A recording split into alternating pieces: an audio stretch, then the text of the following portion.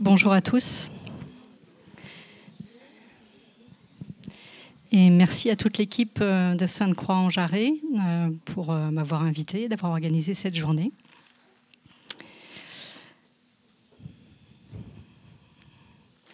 Donc nous sommes ici ensemble pour explorer les enjeux de la conservation des peintures murales de l'ancienne église de la Chartreuse de Sainte-Croix-en-Jarret. Il s'agit d'un lieu emblématique où l'art a traversé les siècles en reflétant les transformations liturgiques et architecturales d'une institution monastique d'exception. Pourtant, cet héritage est fragilisé par des évolutions architecturales, des changements de doctrine, des variations climatiques, des rénovations et restaurations successives. Aujourd'hui, les propriétaires et affectataires de ce patrimoine exceptionnel doivent prendre des décisions pour assurer la pérennité de ces œuvres, tout en respectant leur authenticité et leur histoire. Les enjeux de la conservation ne se limitent pas simplement à préserver des peintures. Chaque intervention est une fenêtre sur les techniques historiques, les matériaux utilisés, et aujourd'hui sur les pratiques de la restauration et leur impact futur.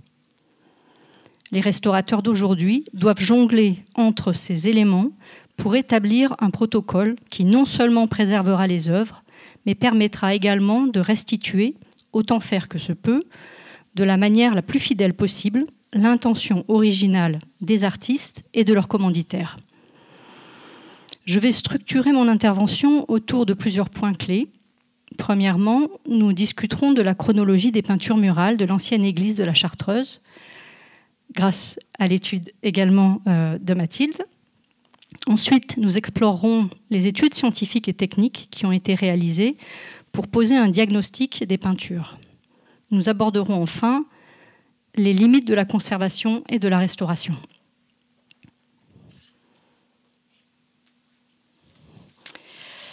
L'étude stratigraphique est un pilier de la conservation et de la restauration. Elle permet de révéler l'histoire des décors à travers les couches de peinture qui se sont superposées au fil des remaniements architecturaux et artistiques.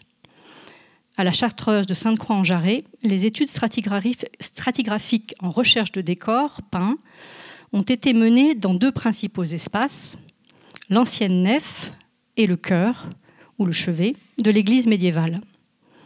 Ce travail réalisé en 2020 est en étroite collaboration avec Mathilde, a permis de dégager une chronologie relative des différentes campagnes décoratives du premier édifice de la fin du XIIIe siècle jusqu'à l'époque moderne du XVIIIe siècle. Nos études dans la nef et dans le chœur ont révélé un nombre significatif de couches monochromes et polychromes liées aux différentes phases de construction et d'embellissement de l'église. Les volumes de l'ancienne église sont difficiles à percevoir aujourd'hui du fait de la transformation et des divisions des espaces postérieurs à l'époque médiévale. Vous avez cependant eu un bel exposé ce matin qui a permis de bien comprendre ces espaces. Les études stratigraphiques ont permis de dégager une hypothèse chronologique relative des décors organisés en 6 états distincts. Le premier et le deuxième état, que Mathilde a décrit ce matin, de l'église primitive puis de la seconde église du début du XIVe, n'ont pas conservé de badigeons ou d'enduits peints. Du coup, m'abstiendrai de faire des hypothèses de décor sur ces premières constructions. Le troisième état, daté également de la première moitié du XIVe siècle, présente une église à nef unique, couverte probablement par une charpente en bois, à l'origine voûtée et lambrissée. L'éclairage de la nef est réalisé grâce à 2 grandes baies gothiques ouvertes dans les murs gouttereaux nord et sud. Le chœur, à l'est, est séparé de la nef par un arc triomphal en pierre de taille. Il est éclairé par une baie ogivale et un oculus aménagé dans le mur gouttereau nord. L'observation en lumière rasante montre des parements et met en évidence un enduit qui épouse les moellons sans uniformiser la surface. Certaines pierres restent affleurantes. Les éléments architecturaux en pierre de taille ne sont pas enduits. Le sanctuaire, probablement voûté sur ogive, est doté de nervures en pierre de taille, probablement du grès, qui reposent sur des culs de lampe sculptés. À l'est, ils sont figurés. Vous avez là, sur la photographie, un moine encapuchonné, une double figure, et à l'ouest, ils sont ornés de motifs végétaux. Ce troisième état marque l'installation d'un premier programme décoratif, enfin, à notre connaissance, mettant en valeur l'architecture par des motifs géométriques. L'ornementation peinte est simple et est aujourd'hui dissimulée sous les décors plus tardifs. Il s'agit d'un badigeon de chaux blanche qui vient uniformiser toutes les surfaces de la nef et du chœur, y compris les pierres de taille. Les décors peints ne subsistent qu'aujourd'hui qu'autour de l'oculus nord, réalisé avec un seul pigment d'oxyde de fer rouge ou hématite. Ce décor mettait en relief l'architecture du chœur au moyen de faux parements et de motifs de triangles. Alors, je ne sais pas si le pointeur fonctionne. Non, c'est ça. Vous le voyez? Voilà. Donc ici, autour de l'oculus, et puis des détails.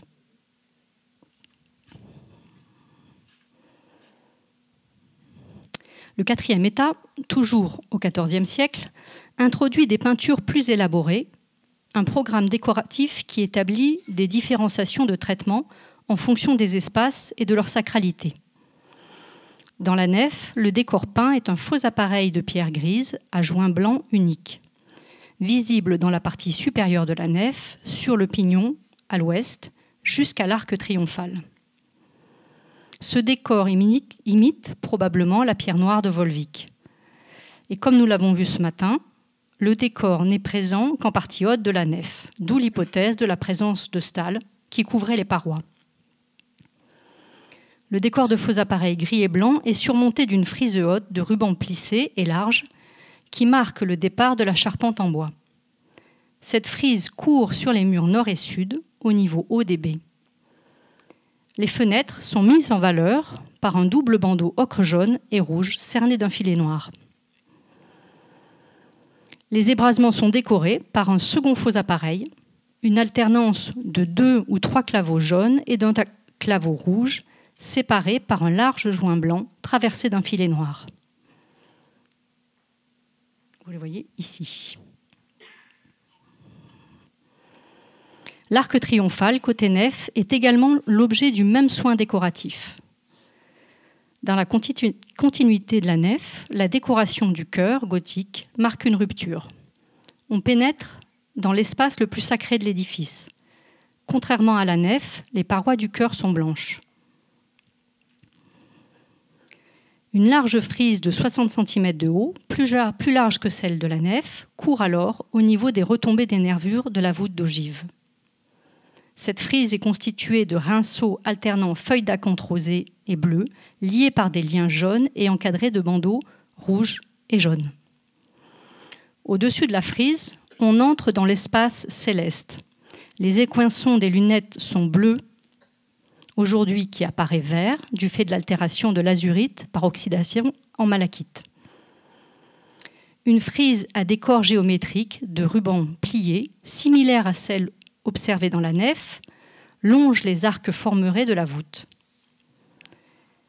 La baie du chevet, tout comme l'oculus du mur nord, sont mis en valeur par un bandeau rouge et blanc cerné d'un filet noir.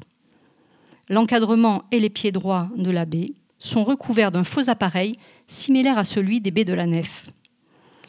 Sur le mur sud, un décor en trompe-l'œil de vitrail répond au vitrail disparu de l'oculus du mur nord. Comme nous l'avons vu tout à l'heure, avec Amael, celui-ci représente un agneau christique portant une oriflamme rouge. L'agneau s'inscrit dans un premier disque bleu qui apparaît également vert aujourd'hui. Ainsi, cette deuxième phase décorative définit nettement une séparation entre une part, la zone de la nef avec un décor à dominante grise pour les parois, d'autre part le chœur immaculé blanc pour les parois, jusqu'au registre céleste figuré par un fond bleu azurite. Le quatrième état, Je n'ai pas changé mon PowerPoint parce que je l'ai changé après l'intervention de Mathilde ce matin. Donc le 4e état bis, c'est dans le chœur gothique, et son décor devient l'écrin de 4 scènes historiées réalisées en l'honneur de Thibaut de Vassalieu. En plus d'être le sanctuaire de l'église, le chœur devient un lieu d'inhumation privilégié. Les peintures forment 4 panneaux dans l'angle sud-est. Le choix de la couleur des fonds en alternance de rouge de minium et de bleu azurite, ici non oxydé du fait de la technique mixte huile-œuf, permet un effet de damier singulier et rythme les scènes. Donc, je ne vais pas plus décrire ces scènes que vous avez bien vues, largement vues avec Amaël et Maël. Cependant, l'examen matériel de ces 4 scènes historiées a permis une meilleure connaissance du mode opératoire de leur exécution et de poser les 3 hypothèses suivantes. Ce sont des hypothèses. D'une part, qu'il s'agit d'un programme iconographique à part entière qui vient s'insérer dans un décor préexistant que nous avons décrit à l'état 4. D'autre part, qu'elles ont été entretenues. Ces peintures historiées sont importantes dans la vie monastique des Chartreux. Elles sont entretenues, c'est-à-dire pour être visibles longtemps et en bon état. Des rechampis sont alors réalisés, comme les bandeaux roses et rouges, qui soulignent les scènes. Les fonds rouges et bleus sont également repeints. En témoigne le rouge de minium posé sur une couche de cinabre et le bleu azurite dont certaines coulures sont visibles sur les parties usées et dégradées des scènes inférieures. Vous voyez là ces coulures de peinture sur les zones dégradées du fond. Ici, le rechampi d'encadrement rosé et là, peut-être du vêtement de l'ange. Et dernièrement, dernière hypothèse, qu'il s'agit d'une peinture réalisée par une technique mixte émulsion-œuf. Huile-œuf, pardon. Les prélèvements réalisés par Florence Kremer en 2015, puis lors de notre étude en 2020, ont mis en évidence la présence de jaune d'œuf et d'une huile. Un nouveau prélèvement réalisé sous badigeon, donc écartant toute restauration moderne, a montré la même nature de lien organique. De plus en plus d'exemples montrent des décors muraux réalisés à l'huile ou par des techniques mixtes au XIIIe et début du XIVe siècle. L'usage combiné de liant est présent dans plusieurs manuscrits médiévaux, comme dans les traités d'Héraclius du Xe au XIIe siècle, ou de Pierre de Saint-Audemars au XIIe siècle, ou encore le Liber Diversarum Artium au XIIIe siècle, où on y mélange de l'huile et du jaune d'œuf.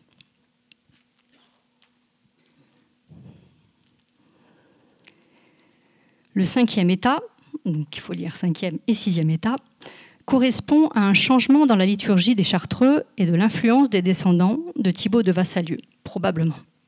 L'édifice reçoit à nouveau une décoration sobre.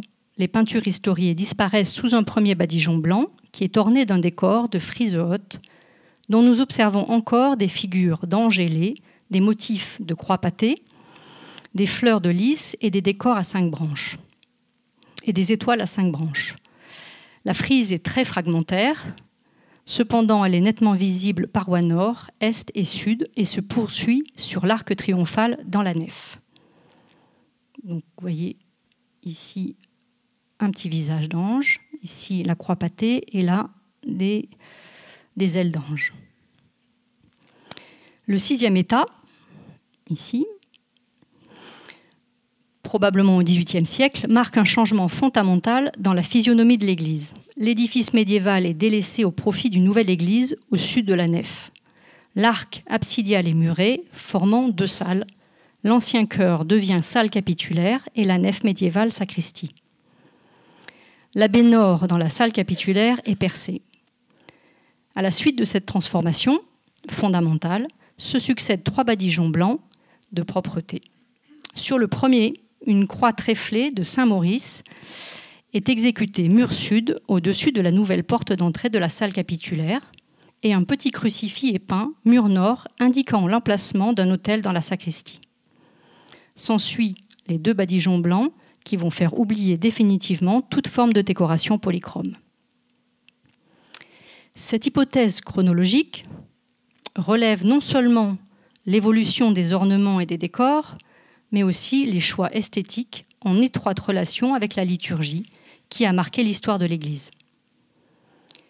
Les observations visuelles de terrain que nous venons de voir ensemble doivent être couplées d'analyses scientifiques pour corroborer nos hypothèses. L'imagerie technique a joué un rôle crucial dans notre compréhension des peintures murales. Le CICRP a réalisé des campagnes d'imagerie multispectrale pour examiner les couches picturales, révélant des informations invisibles à l'œil nu. Cette technique non destructive a permis d'identifier des pigments, de mieux comprendre la stratification des couches picturales.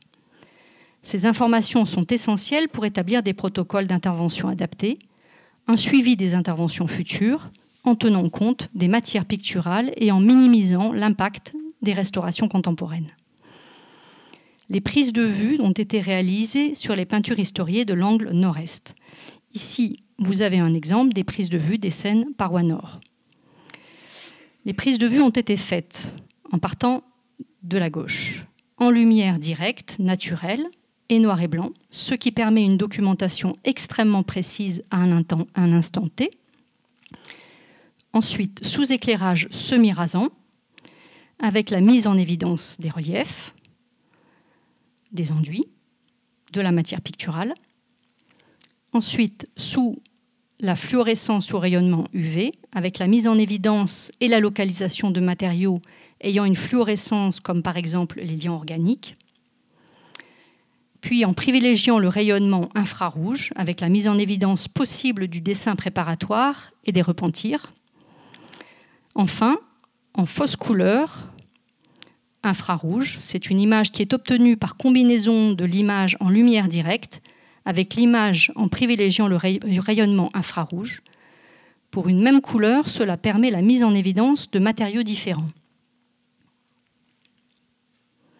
Par exemple, sur ces documents, le rouge, la couleur rouge, montre deux réponses différentes en infrarouge fausse couleur et en UV fausse couleur.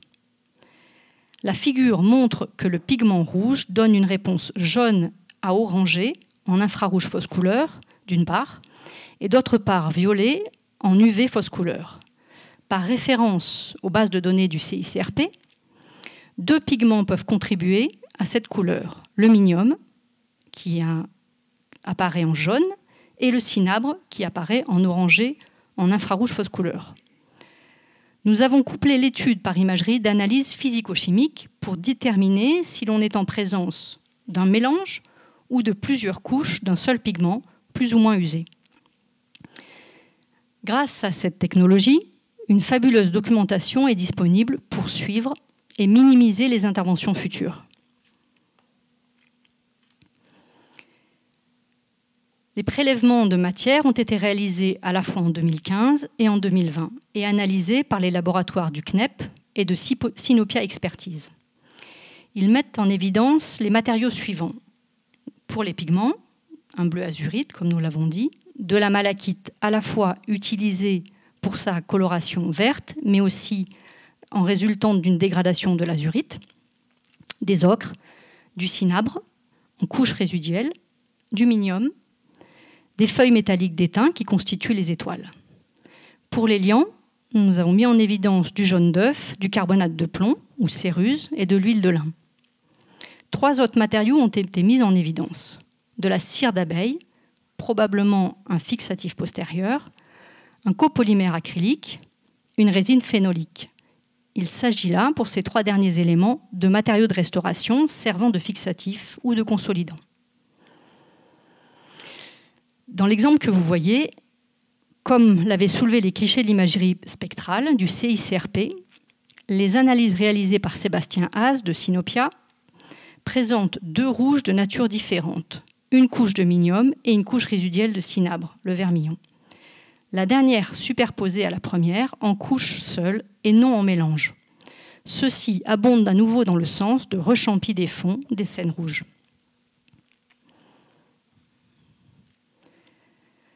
Poser un diagnostic nécessite d'identifier les facteurs d'altération. L'une des principales causes d'altération et de dégradation des peintures murales à Sainte-Croix-en-Jarret est liée aux conditions environnementales. L'église souffre d'importantes variations d'humidité, exacerbées par l'absence de ventilation adéquate et l'humidité ascendante qui affecte les murs. Pour mieux comprendre ces phénomènes, nous avons mené une cartographie hydrique de surface, révélant des zones critiques où l'humidité s'accumule, notamment dans le chœur. Les résultats de cette cartographie sont très parlants sur le diagramme. Les taux d'humidité relevés atteignent des niveaux suffisants pour provoquer l'altération des matériaux constitutifs des peintures, notamment les enduits à base de chaux et les pigments. Nous avons observé des gonflements des couches, des pertes d'adhérence, ainsi que des phénomènes d'efflorescence saline résultant en la cristallisation de sel à la surface des épidermes. Qui dit humidité dit généralement efflorescence saline. Les efflorescences salines représentent un autre défi majeur. Ces cristaux de sel qui se forment à la surface des peintures sous l'effet de l'humidité et des fluctuations de température provoquent des pertes de matière et des soulèvements de la couche picturale. Le traitement de ces efflorescences nécessite une gestion rigoureuse de l'environnement afin de stabiliser les niveaux d'humidité et d'éviter la formation de nouveaux sels. Les analyses menées par le laboratoire ERM de Poitiers mettent en évidence des contaminations salines importantes de chlorure et de nitrate. L'analyse minéralogique sur efflorescence de croûte indurée met en évidence la présence importante de carbonate de calcium, de nitrate de potassium ou salpêtre, de sulfate de calcium ou gypse, et plus minoritairement de sulfate de sodium ou thénartrite. Les efflorescences salines provoquent des pertes de matière picturale, comme sur la scène des Chartreux chantant l'office des morts. Nous avons mené des tests de nettoyage mécanique pour réduire la présence des efflorescences, mais ces interventions doivent être couplées d'interventions sur le bâti. Cette problématique est particulièrement complexe dans un environnement aussi ancien et vulnérable que celui de Sainte-Croix-en-Jarret. Qui dit humidité dit aussi malheureusement micro-organismes. En parallèle des efflorescences salines, des analyses microbiologiques ont été effectuées pour identifier les micro-organismes présents sur les surfaces peintes. Ces micro-organismes, principalement des lichens, des champignons et des algues, se développent dans les zones où l'humidité est la plus élevée et la luminosité la plus basse. Le lichen, qui est une symbiose entre le champignon et l'algue. Le champignon fournit le support, les sels minéraux et la réserve d'humidité. L'algue fournit le nutriment issu de la phytosynthèse. Il provoque des taches brunes à vertes, comme vous pouvez voir sur les différentes photos, ici du vert, ici du brun, et ici les deux en mélange. Et accélère la dégradation des couches picturales puisqu'ils se nourrissent des substrats, provoquent des soulèvements et des pertes de matière irréversibles. Les analyses ont révélé que certaines zones du cœur étaient particulièrement affectées par ces micro-organismes, nécessitant des traitements spécifiques pour stopper leur propagation. Les organismes ont besoin de lumière pour se développer. Leur présence indique que le support est régulièrement mouillé ou humide, même s'ils sont capables de résister à une dessiccation passagère. La gestion des infestations est un véritable défi pour la conservation, car elle nécessite des traitements délicats qui ne doivent pas endommager les couches picturales sous-jacentes, une maintenance régulière et une action sur les sources d'humidité. La coloration vert foncé que vous voyez en haut présume d'algues bleues. Le recouvrement marron en dessous, il s'agit d'algues vertes inactives, desséchées, ce qui ne veut pas dire qu'elles soient mortes, il suffit qu'il y ait à nouveau de l'humidité pour qu'elles se réactivent. Et le couvrement brun verdâtre, ici, il s'agit d'un lichen en formation.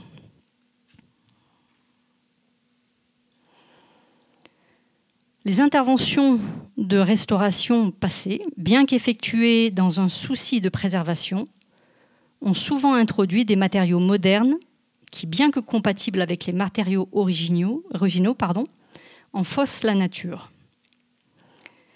C'est notamment le cas des enduits en ciment, appliqués souvent au XXe siècle, qui ont provoqué des tensions dans les maçonneries anciennes, un apport de sel soluble et contribuent à leur dégradation. Les interventions récentes, recensées et documentées qui ont été réalisées sur les peintures du chœur sont les suivantes. Donc on sait qu'en 1896, c'est la découverte des peintures du chœur, avec leur dégagement des 4 panneaux très rapidement après leur découverte. Puis, en 1987, donc presque 100 ans après, on a leur dégagement, une intervention de nettoyage, une intervention de consolidation, une réalisation d'enduit, le fixage systématique de toutes les surfaces peintes par la société Arcoa. Donc on peut se poser la question s'il n'y a pas eu une intervention entre ces 2 dates qui ne seraient pas documentées. Puis en 2015, l'intervention de Florence Kremer, qui a effectué uniquement un dépoussiérage et une consolidation ponctuelle. Lors de la campagne de 1987, le passage sur la surface des peintures d'un fixatif acrylique trop épais voile la nature du liant des décors, ainsi que les éventuels repentirs, emprisonne des dépôts mal nettoyés, limite les échanges gazeux des matériaux et rend la surface satinée. Dans cette même campagne, l'injection de résine phénolique a créé des taches brunâtres au sein de la matière. Nous avons pu confirmer que l'impact de cette campagne de restauration est difficilement réversible aujourd'hui. Sur les photographies comparées que vous voyez, nous disposons d'une bonne documentation qui nous permet de voir l'évolution des peintures. Les premiers clichés, il s'agit des photographies de 1943, d'Eliane Janet-Lequesne, puis des photographies d'Arcoa avant intervention et ensuite après intervention. Donc, outre l'état d'empoussièrement important qu'on peut voir sur le deuxième cliché, nous pouvons noter que les taches brunâtres ne sont pas présentes et qu'elles apparaissent après le traitement de 1987, ainsi que des usures de certains motifs, par exemple les motifs décoratifs des habits de la Vierge et du Christ, que l'on voit nettement sur les premiers clichés, puis même quand il y a de l'empoussièrement, et qui disparaissent, sont presque plus visibles après restauration.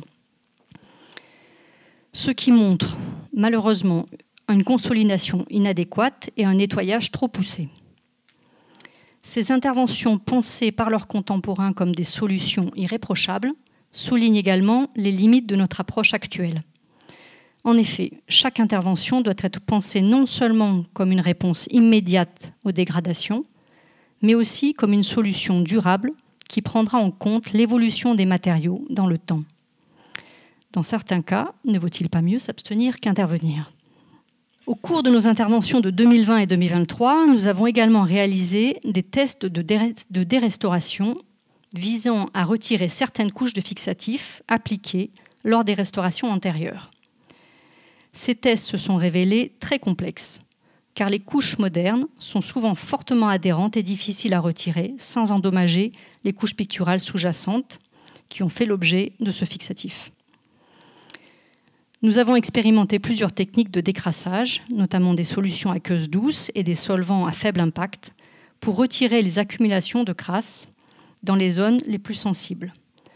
Cependant, certaines taches brunes, probablement causées par ces injections, persistent malgré ces traitements, soulignant la nécessité d'une approche prudente et progressive. Les différentes études que je viens de vous présenter ont permis de définir des étapes et des préconisations pour une bonne conservation des peintures.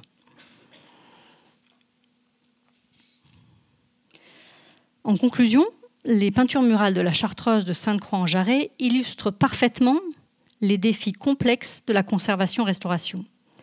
Les études stratigraphiques et les analyses scientifiques nous ont fourni une compréhension approfondie de ces peintures. Mais les étapes d'une conservation durable sont longues et continues.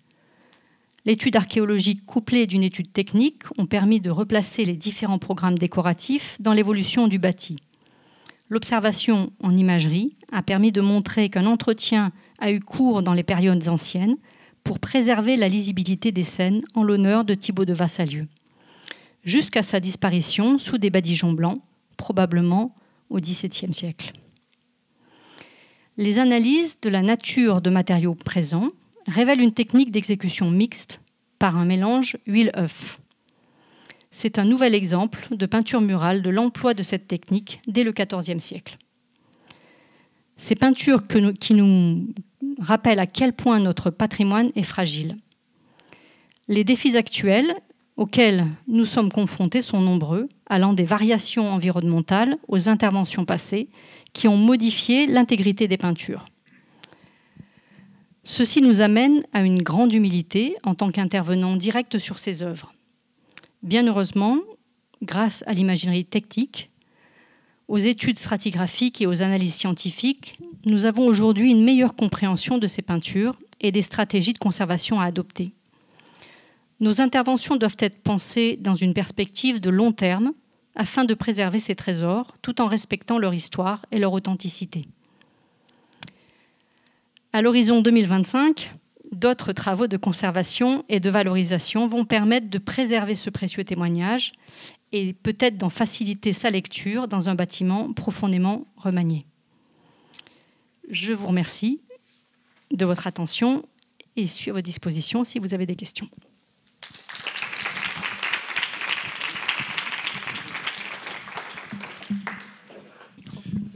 J'ai peut-être pas fait suffisamment attention, mais vous parlez aussi de réversibilité dans les traitements, enfin dans la restauration à faire, qu'on puisse revenir à un état antérieur, ce qui n'était pas forcément le cas dans les interventions précédentes. Alors on a depuis, je dirais, une cinquantaine d'années, on parle de réversibilité dans la restauration. Mais on s'aperçoit que cette soi-disant réversibilité n'est pas si facile que ça. Donc aujourd'hui, on ne parle plus forcément de réversibilité, mais de possibilité de réintervention. Ce qui veut dire qu'on va préconiser des fixatifs qui ne vont pas former forcément des films, qui seront peut-être moins puissants dans leur concentration et dans le fait de fixer la matière, mais qui vont permettre au fil du temps de pouvoir réintervenir dessus. Donc c'est vrai que cette notion de réversibilité, elle est pas tout à fait juste. Quand on injecte des matériaux derrière la matière, comment est-ce qu'on va aller les chercher ? On se rend compte aujourd'hui que c'est quasiment impossible. Donc oui, c'est de la déontologie, mais c'est un peu un vœu pieux.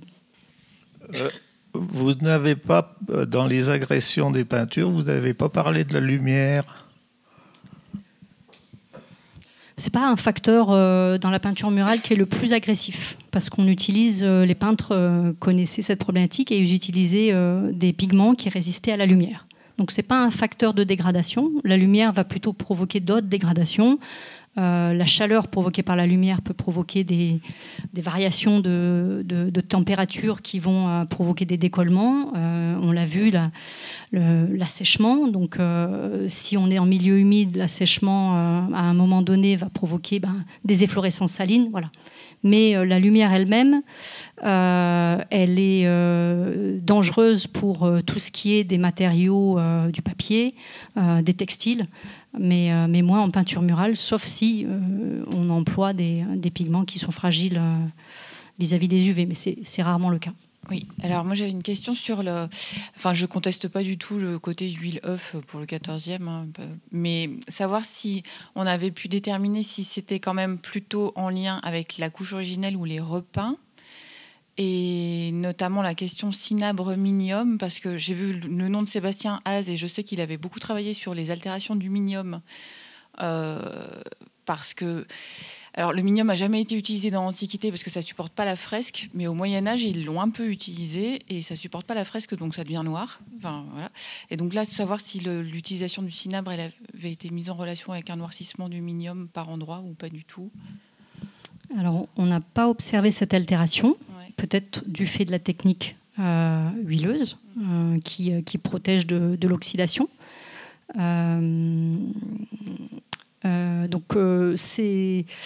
Je dirais que l'observation et la conclusion, elles sont couplées de plusieurs choses. D'une part, l'imagerie. Donc, dans l'imagerie spectrale, c'est la proposition qu'ils ont fait d'interprétation.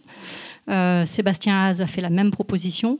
Et quand on observe les peintures, je dirais, là on est un peu plus subjectif, c'est le sentiment qu'on a quand on voit les fonds. C'est que ces fonds sont très denses, la couleur est très dense, et il y a une dichotomie avec d'autres parties qui sont usées, en fait. Donc je dirais, en croisant ces regards, on formule une hypothèse. La deuxième question, c'était le liant huile-œuf. Alors, c'est vrai que c'était la question posée dès le début. Est-ce que c'est vraiment le liant original ? C'est pour ça qu'on a fait un prélèvement supplémentaire, qu'on l'a fait sur le remplage. Donc, on est hors des scènes historiées et on était sous badigeon. Donc ça veut dire qu'il n'y a pas eu, en tout cas, de restauration moderne à partir du dégagement. Donc il y aurait pu y avoir une contamination, mais une contamination par les badigeons. C'est vrai que dans les époques du 19e, on peut avoir des badigeons qui soient huileux, mais ce n'est pas le cas là. Donc... alors, il y a une complexité encore entre les scènes historiées et puis le décor, parce qu'on dit que le décor est aussi fait donc à l'huile-œuf. Cependant, les parties hautes qu'on a vues qui sont peintes à l'azurite sont altérées en malachite. Donc, si c'est peint à l'huile-œuf, pourquoi est-ce qu'il y a cette altération alors qu'on ne l'a pas sur les scènes historiées? Mon hypothèse, c'est que sur les décors, bon déjà, on est à deux époques différentes. Et sur les parties décoratives, on est certainement avec un liant qui est moins riche dans le mélange, dans l'exécution. Sur certainement aussi des fonds qui sont moins préparés. Et donc les fonds en peinture murale sont très poreux, donc ils absorbent énormément le liant. Et on a très souvent une perte, même de connaissance du liant, parce qu'aux analyses, il n'en reste plus beaucoup. Voilà, je ne sais pas si... Si, oui, et j'allais poser la question sur... Oui, et je voulais aussi rebondir sur cette histoire de... Vous avez parlé, comme Maëlle, en effet, de faux vitrail. Moi, j'irais plus loin, je dirais qu'on est justement sur un faux remplage, on est sur une fausse rose, plus que sur le faux vitrail, en fait. Et je rebondissais aussi en lien avec l'étude archéologique et puis la question d'un bâtiment de l'autre côté. Parce qu'en fait, si on n'a pas fait une vraie rose, c'est qu'on a quelque chose derrière. Autrement, on aurait fait une vraie rose. Et ça, je pense que là, du coup, c'est très... Oui, c'est très... D'autres études ?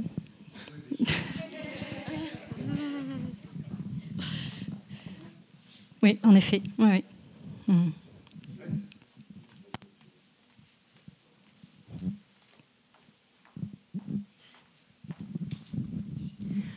Alors j'avais une question sur ce sur quoi portaient les restaurations anciennes, si c'était uniquement sur les fonds colorés, enfin les aplats de couleurs, ou si on peut en trouver parfois aussi, mettons sur les traits des visages, parce qu'il y en a qui sont quand même parfois très nets, comme l'ange qu'on voit là à l'écran. Donc savoir si ça a pu être retracé à un moment, ou si on pense en tout cas que c'est le décor véritablement d'origine. Alors, la difficulté, c'est bien que l'imagerie spectrale nous a apporté des informations. Le fait qu'il y ait eu un fixatif qui est posé sur l'ensemble de la peinture fausse vraiment la réponse de l'imagerie. Donc c'est là où on est un peu embêté par cette intervention qui a été très importante et qui fait que du côté technique, on ne peut pas avoir toutes les réponses. Voilà, donc c'est que des suppositions. C'est certain qu'une fois qu'il y aura eu des restaurations, il y aurait un besoin de refaire ces imageries pour pouvoir à ce moment-là faire une comparaison. Je voulais savoir si l'hygrométrie était constante. Elle est extrêmement élevée, mais est-ce qu'elle est constante ou est-ce qu'en plus on a des variations ? Alors, il y a eu une étude, je ne voulais pas présenter parce que je trouvais qu'il y avait déjà beaucoup de choses. Il y a eu une étude sur 2 années. Donc, on a une hygrométrie qui est fluctuante, mais qui est surtout très humide. Et on n'a pas véritablement de point de rosée. C'est-à-dire qu'un point de rosée, c'est quand on a la formation d'humidité sur les murs, parce qu'il y a une différence qui est trop importante entre l'extérieur et l'intérieur. Donc ça, on l'évite à peu près la plupart du temps. Ce qu'on a remarqué, c'est que la gestion aussi du bâtiment et le fait d'entrer, à un moment donné, les visites se faisaient, alors je ne sais pas si c'est toujours le cas, mais se faisaient en entrant par le chevet. Et comme la pièce est petite, la porte pouvait rester ouverte, provoque des changements brusques d'hygrométrie. Donc il y aurait une volonté de passer par la nouvelle église et de laisser la porte fermée de façon beaucoup plus constante pour créer des sas pour l'entrée d'un... Ouais.